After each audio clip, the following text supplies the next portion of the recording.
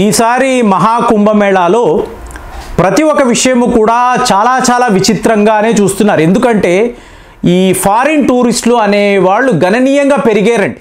So వచ్చిన వాళ్ళు ఇందులో మీకు ఇంటలెక్చువల్స్ ఉన్నారు, ఎక్స్పర్ట్స్ ఉన్నారు, ఇంకా సైంటిస్టులు కూడా ఉన్నారు. అసలు ఇది ఏంటి?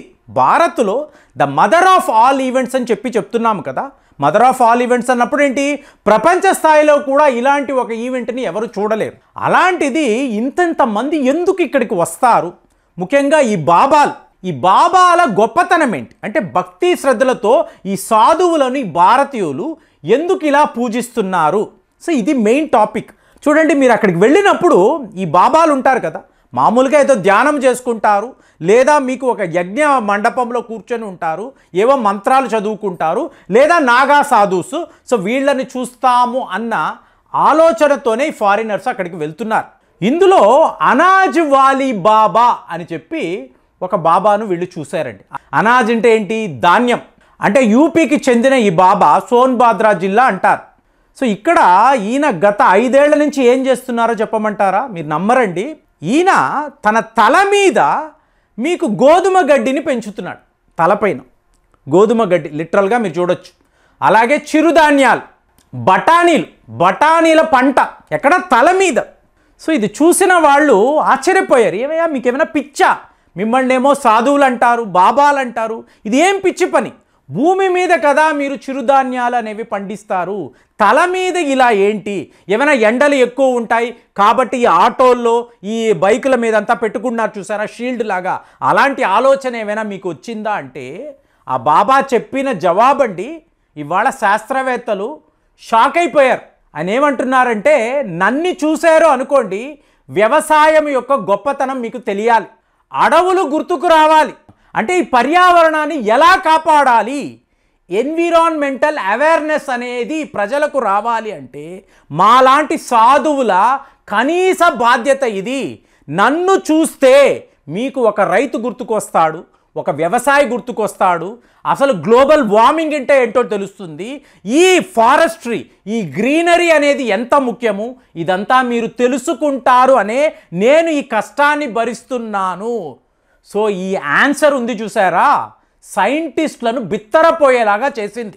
అంటే తల మీద అతను ఇలా గోధుమ గడ్డిని పండించడం కాదు, ఇంత పెద్ద మెసేజ్ ఈ మానవాళికి ఇవ్వాలి అని చెప్పి గత 5 ఏళ్ల నుంచి ఈయన ప్రయత్నము చేస్తున్నాడు. అలాగే భవీందర్ బాబా అని చెప్పి ఇతను ఒక అద్భుతం అండి. ఇతని గురించి ఎంత చెప్పినా తక్కువ. ఎందుకంటే ఏకంగా ఇతను 1,00,000 కిలోమీటర్లు నడిచాడండి. 1,00,000 కిలోమీటర్లు. ఎందుకో తెలుసా? ఈయన ఏం సాధించాలనుకున్నాడు అంటే 13 చీఫ్ మినిస్టర్స్ వీళ్ళకి పెటిషన్ ఇచ్చాడు. ఈ పెటిషన్లో ఏమి రాయబడి ఉంది అంటే, మామూలుగా ఈ లేబర్ వాళ్ళు ఉంటారు చూసారా, బీడీలు కాలుస్తారు, ఈ బీడీల ప్యాక్ మీద శివుడి బొమ్మ ఉంటుంది. సో అది ఎంత దారుణము! ఆ దేవదేవుడు అతన్ని మీరు బీడీ ప్యాకెట్లో ఫోటోగా మీరు వాడుతున్నారు. మీరు చూడండి, క్రైస్తవంలో కూడా నేను ఎక్కడో చూశాను ఒక ప్రముఖ ఛానల్లో, మీకు యేసుక్రీస్తువు సిగరెట్ కాలుస్తున్నట్టు ఒక ఫోటో పెట్టారు. దీని మీద చాలా పెద్ద కాంట్రవర్సీ వచ్చింది. అంటే ఇక్కడ దేవుళ్ళు ఎవరు, మతము ఏంటని కాదండి, పిచ్చివాళ్ళ ఆలోచనలు ఇలా ఉంటాయి. ఎవరైనా అడిగారు అనుకోండి, ఏముందండి, ఆ భోలేనాథుడు కూడా గంజాయి పీల్చేవాడు కదా, మళ్ళీ ఫోటోలు. వీళ్ళెవరైనా వెళ్ళి చూసారా? ఆయన మానవాళికి చేసిన సేవలు ఆది యోగి అంటున్నాం, ఆది గురువు అంటున్నాం. అలాంటి ఒక వ్యక్తిని మీరు మామూలుగా ఆయన గంజాయి పీలుస్తాడు, ఎక్కడో ఒక చెట్టు కింద కూర్చొని ఇలా బీడీలు కాలుస్తాడు అంటే ఎంత తప్పు! అంటే ఇదంతా ఏంటి? ఈ వెస్టర్న్ మీడియా వాళ్ళు, ఈ వెస్టర్నర్స్ చేసిన పాపం. కాబట్టి ఇలాంటి ఫోటోలంతా కూడా బీడీ ప్యాకెట్స్ మీద ఉండడము ఈ బాబాకి ఎక్కడలేని, అంటే శివుడిని ఆరాధించేవాడు, పూజించేవాడు ఇలాంటిది చూసి తట్టుకోలేక 13 మంది చీఫ్ మినిస్టర్స్కి పెటిషన్ ఇచ్చి, ఇలా ఎవరైనా చేస్తే అంటే ఆ బీడీ పొట్లం మీద శివుడి బొమ్మను ప్రింట్ చేసి ఎవరైనా అమ్మకాలు చేస్తే ఇమీడియట్గా వాళ్ళ మీద పోలీస్ కేసు పెట్టండి, వాళ్ళను శిక్షించండి అని చెప్పి ఏకంగా 13 మంది ముఖ్యమంత్రులు వీళ్ళకి ఆయన పెటిషన్ ఇచ్చాడు. ఎంత గొప్ప పని చేశాడో చూడండి. ప్రపంచమే మీకు శివోహం అంటారు, మీకు ఆయన కొనియాడుతూ ఉంటారు, పూజలు చేస్తూ ఉంటారు. అట్ ది సేమ్ టైం ఈ ప్రయాగరాజ్, వారణాసి ఇక్కడంతా కూడా వీళ్ళు బీడీలు అమ్ముతున్నప్పుడు ఆ శివుడి ఫోటోను పెట్టి వీళ్ళు బీడీలు అమ్ముతున్నారు. ఎంత ఘోరమో చూడండి. నెక్స్ట్ లెవెల్లో చూసారనుకోండి, మేమందరము బాగా చదువుకున్న వాళ్ళము, పెద్ద పెద్ద యూనివర్సిటీస్లో మాకు డిగ్రీలు ఉన్నాయి. సో మేము ఇలాగ కుంభమేళా చూడడానికి వచ్చాము. ఇక్కడేమో చదువు సంధ్య లేని వాళ్ళు ఉన్నారు. ఈ బాబాలు అంటారు, నాగా సాధుస్ అంటారు. ఏంటి వీళ్ళలో గొప్పతనము అంటే, సడన్గా అక్కడ ఒక బాబా ప్రత్యక్షం అయ్యాడండి. మీకు ఏరోస్పేస్ ఇంజనీరింగ్ చేసిన వ్యక్తి, ఎక్కడ ముంబై ఐఐటిలో చేసిన వ్యక్తి సడన్గా అక్కడ ఒక సాధువులాగా వీళ్ళకి కనిపించడము, అతను మాట్లాడుతున్న ఇంగ్లీష్ని చూసి ఈ ఫారిన్ టూరిస్టులు అందరూ బిత్తరపోయి, ఏంటి నువ్వు ఏరోస్పేస్ ఇంజనీర్వా, ఐఐటి సాధించావా? అవును, ముంబైలో 4 ఏళ్ళు నేను ఉద్యోగము చేశాను. సో మెల్లమెల్లగా సైన్స్ నుంచి నేను స్పిరిచువాలిటీ వైపు వచ్చాను.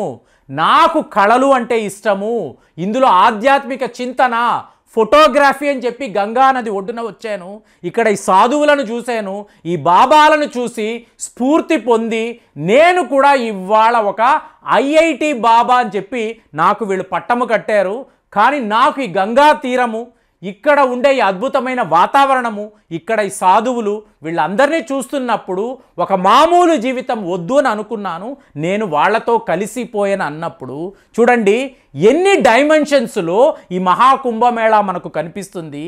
అక్కడ ఏమో మీకు ఆ గోధుమ గడ్డి పెంచే ఒక బాబా, ఏకంగా 1,00,000 కిలోమీటర్లు నడిచిన ఇంకొక సాధువు, మీకు ఏకంగా ఐఐటి చేసిన ఒక యువ ఇంజనీర్ ఈయన బాబాగా మారిపోవడము.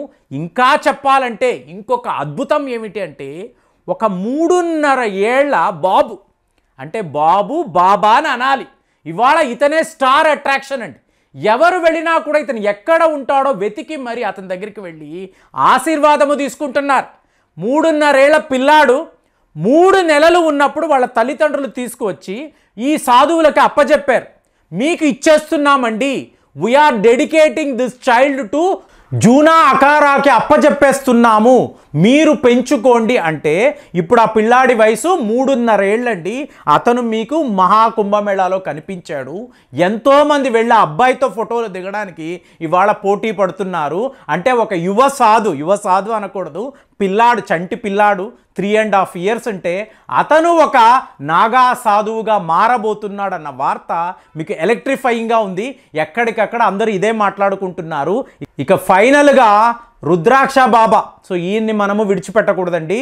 1.25 లక్షల రుద్రాక్షలు వేసుకొని అతని దేహములో మీకు తల అనండి, మెడ అనండి, ఈ భుజాలు ఎక్కడ పడితే అక్కడ రుద్రాక్షలు, 1,25,000 రుద్రాక్షలతో అతను తన దేహాన్ని కప్పుకొని, మీకు నేను ఒక శివభక్తుడిని, ఆ శివుడికే నా జీవితం అంకితం అని చెప్పి మీకు అక్కడ కుంభమేళాలో కనిపిస్తూ ఉంటే, ఇక ఈ ఫారినర్స్ పరిస్థితి ఎలా ఉంటుంది? బాబోయ్, ప్రపంచంలో ఎక్కడా కూడా ఇలాంటి ఒక సాధువులను చూసింది లేదు. ఈ ఆధ్యాత్మిక చింతన, ఈ గంగానది, ఈ మహాకుంభమేళా ఒక అద్భుతము.